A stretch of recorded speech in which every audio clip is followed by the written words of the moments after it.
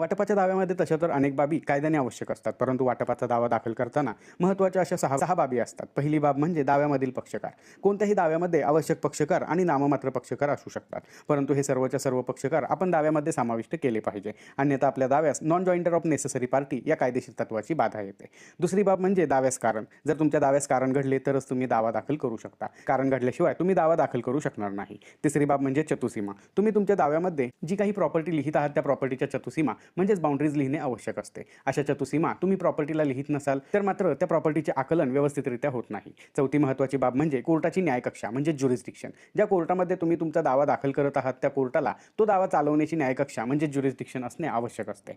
पाचवी महत्त्वाची बाब म्हणजे प्रॉपर्टीचे वर्णन. दाव्यामध्ये तुम्ही तुमच्या प्रॉपर्टीबाबत सविस्तर आणि परिपूर्ण असे वर्णन करणे आवश्यक असते, जसे की प्रॉपर्टीचा गट नंबर, क्षेत्रफळ आणि प्रॉपर्टीच्या संदर्भाने इतर अधिकार. आणि सहावी महत्त्वाची बाब म्हणजे दाव्याचे मूल्यांकन व्यवस्थित करणे आणि त्या मूल्यांकन